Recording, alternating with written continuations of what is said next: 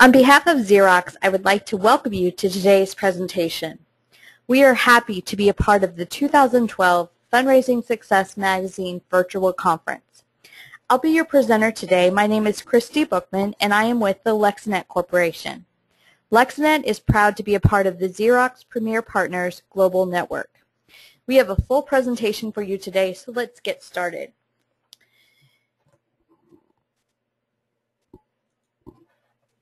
There are 4 key words that were important for us to include when selecting the title of today's presentation: effectively, personalized, targeted, and integrated. In order for our marketing campaigns to be successful, we must design them to be effective. Today we're going to look at many examples of ways in which personalization and targeting can be utilized to create effective campaigns. We understand that today's organizational charts for nonprofit organizations such as yours are quite complex. You have many different arms within your organization responsible for many different functions. And yet you want every communication that is sent on behalf of your organization to work together in an integrated marketing culture. All communications must follow a consistent brand, message, and voice through multiple marketing channels, including the web, email, social interactions, mailed marketing pieces, radio advertisements, print ads, and more. By creating this consistent marketing voice through an integrated organization, we're able to transform our organization from this to this.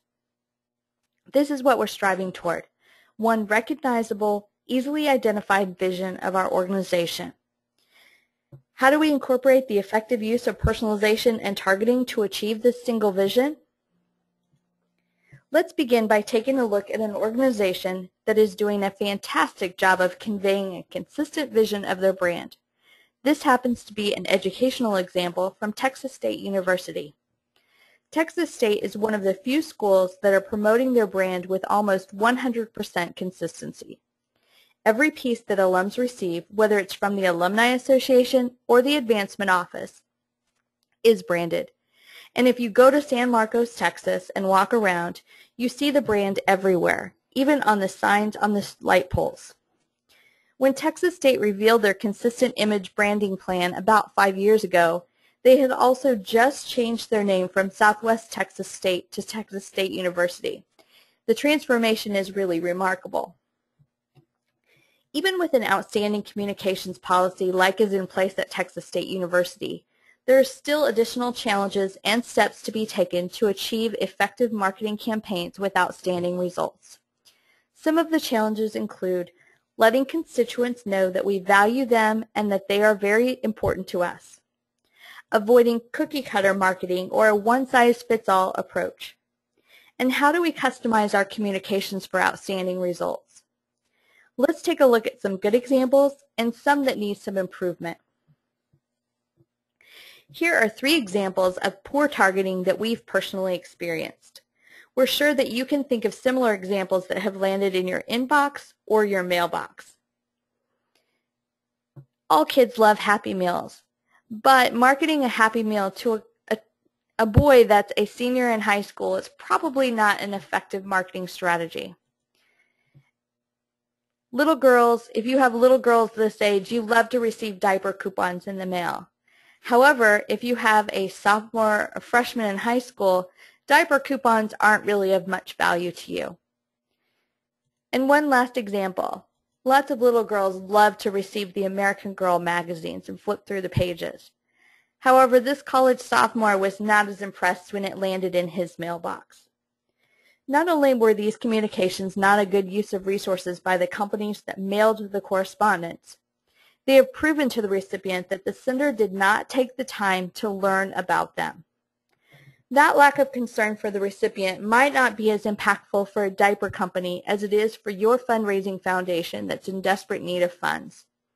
If you lose your opportunity to connect with your recipient, you may never get another chance. Data is the driver, and in this integrated world of marketing, it's more important than ever to know your audience. You have to know who you're talking with for your creative and your message to be effective. So how do you take your organization's brand and personalize it? You can't speak to everyone in the same way, and there are many organizations that are already utilizing targeting or segmentation in their marketing campaigns. This example is a postcard that was mailed by LexNet and was designed with artwork that changed based on the gender of the recipient. Not only did the artwork change, the font used in the creative also changed as well. This example also had two creative versions, one for female students and one for male students. The message is exactly the same, but this simple form of segmentation and simple gender-based creative still creates a huge impact. This example is from the So Many Reasons to Believe campaign. This university had an overall campaign that they conveyed through consistent branding. However, they understood that the different recipients had affiliations to various colleges within the university. Therefore, by simply changing the return logo on the return address, they were able to achieve higher open rates and higher giving rates from this consistently branded campaign. In this example, the self-mailer was mailed to prospective donors to the arts programs within an organization. A very subtle variation was made for those recipients that had an affinity to the music program, to the university theater company, and to the art program. The lower right corner on the outside of the mailer varied very slightly depending on the recipient. For this college annual fund mailing, the university brand is upheld and the mailing has one cohesive look. However, the piece was designed for each specific college within the university, featuring specific college photos and logos. However, the university went the extra step, and for those households that had two members that were both KSU grads, both colleges were represented in the text, but each household received only one marketing piece. If you're preparing a marketing campaign with a target audience that has a propensity to support healthcare initiatives, you'll have a much different strategy than if you're speaking to those that would like to support the humane treatment of animals. The obvious demographic differences between these two specific groups create different emotional triggers to respond. A cookie-cutter, one-size-fits-all campaign will likely disappoint when the post-campaign analysis is completed. Here's another example. In order to compel your recipients to act, you sometimes must pull at their heartstrings and fuel an emotional response. In order to do so, you must connect with the recipient to trigger a fond memory, create a champion for your cause, and create a sense of urgency. In the case of college graduates, the emotional triggers and fond memories of undergraduate students are typically not the same as those of postgraduate students. Those students that receive their bachelor's degree from a specific college or university may have enjoyed sitting in the student section, studying by the lake, or socializing with their fraternity brothers. Graduates with master's or doctoral degrees may have an affinity toward a favorite professor or a research project that they were a part of. Of course, we're generalizing to some degree, but it is important to know the fundamental differences between different demographic groups in your constituency. Your attention to detail and making the recipient feel like you've taken the time to get to know them can be the difference between a minimum donation, or worse yet, no donation at all, and a gift that exceeds your expectations. At LexNet, we like to phrase it as, show me that you know me. Show your recipients that you've taken the time to learn more about their preferences, their affinities, and convey that in subtle, unobtrusive ways to trigger an emotional and impactful response.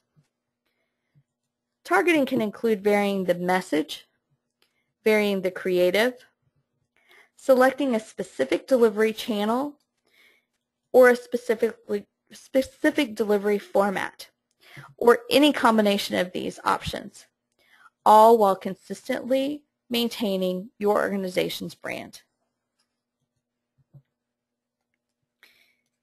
Now, although many of the examples that you're about to see in the next few slides are specific to mail, personalization is not effective only for mailed pieces. More than 80% of individuals leave a landing page within 0 to 8 seconds due to poor relevancy, poor design, and poor offer. However, if the landing page is personalized, that landing page is proven to increase conversion rates from 50 to 130%. The average response rate for a piece that also includes personalization and a link to a personalized URL is 10.6%. These examples include the interesting use of the recipient's name, the name written in the sand, in the coffee beans, or in the clouds at a football game are all creative ways to incorporate the recipient's name into the marketing piece. People like to see their names, and utilizing the name makes the user feel that the piece was created specifically for them.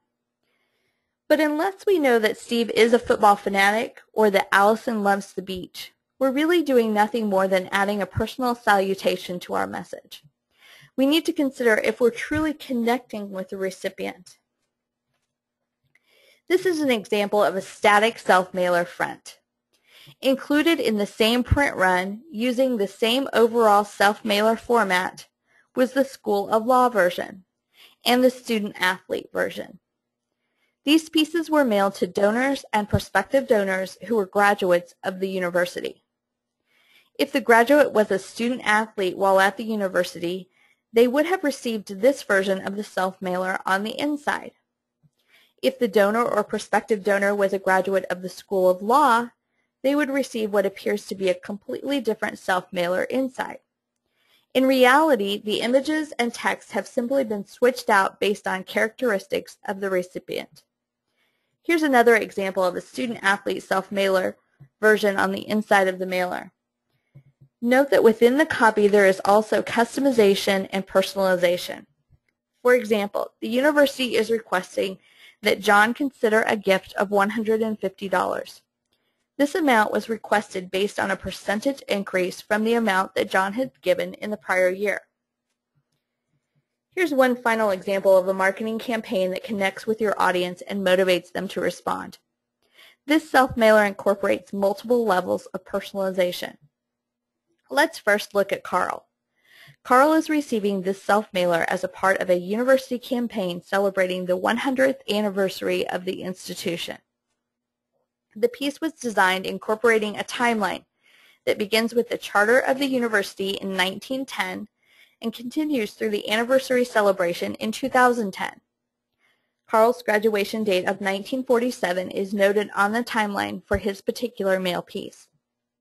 The image on the front and the image in the lower left corner of the inside of the mail piece was specifically chosen and incorporated into Carl's mail piece because the photos were taken in the 1940s. Next is John. John graduated in 1966. John's marketing piece contains the same timeline as was incorporated into Carl's marketing piece, but this piece notes John's graduation year of 1966. And finally, Stephen and Linda both graduated from the university in the same year and were later married. Instead of mailing 2 marketing pieces to their household, the university's database allows for Stephen and Linda to receive 1 mail piece designating their graduation year. The images used in their mail piece were taken on campus in the 1980s. Note the color photo used on the inside of the marketing piece where the previous examples had been in black and white. MarketPath recently published several interesting findings from several sources regarding the impact of personalization. A study by Cal Polytechnic State University showed the impact of personalization on response rates, response time, and repeat orders. The Digital Printing Council reiterated the findings of Frank Romano and David Browdy's study showing that a personalized direct mail piece generates a response rate 500% higher than that of a static mail piece. Got Marketing reminds us that the effect of personalization is not just in print. Increases in response rates for personalization carry forward to all marketing channels. And specific to fundraising, ClickZ shows that even the open rates are higher when utilizing personalization on the outside of a mail piece. If you'd like to read more, the featured white paper on Lexinet701.com includes information on the Frank Romano and David Browdy's study. The white paper is titled, Energize Your Fundraising, 3 Keys to Record-Breaking Results. What's next for personalization?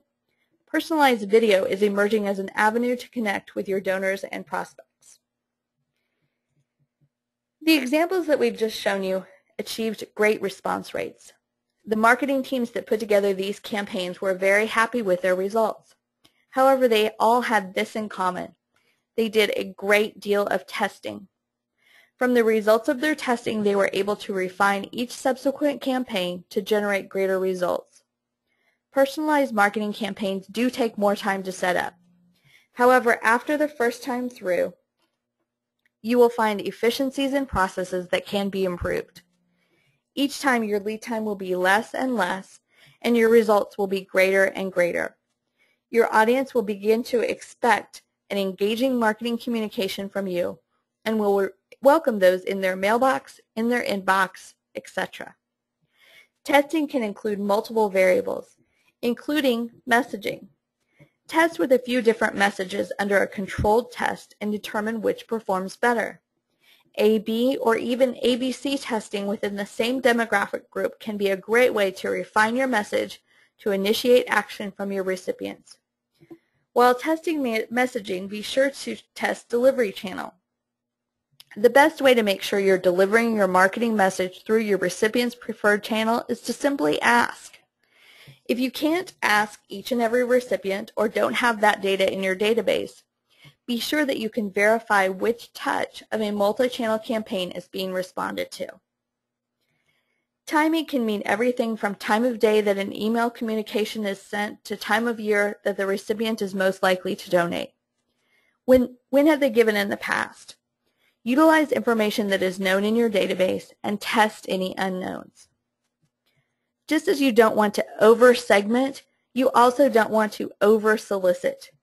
Someone's likelihood to increase amounts given and increase their connection with your organization decreases over 800% when solicited over 6 times per year. So it's important to make those solicitations count. Coordinate with other organizations within the university that may also be soliciting those prospects on your marketing list. And finally, data. Your ability to create a relevant marketing piece that engages the reader is limited only by what you know about those in your database. If you don't have as much information as you would like within your database, there are several ways in which you can gain that information. Data appends, surveys, and many other options allow you to collect the data that you need in order to create your perfect campaign. We have several case studies to share with you in the Xerox booth for today's virtual conference. If you would like to receive examples of campaigns that work effectively in your specific industry, please contact me, Christy Bookman, through the event or by email at christyb@lexinetcorporation.com. You can also find Lexinet Corporation on Facebook, LinkedIn, YouTube, SlideShare, and Twitter. Thank you for joining us today. We will be in the Xerox booth today through the end of the conference and look forward to chatting with you.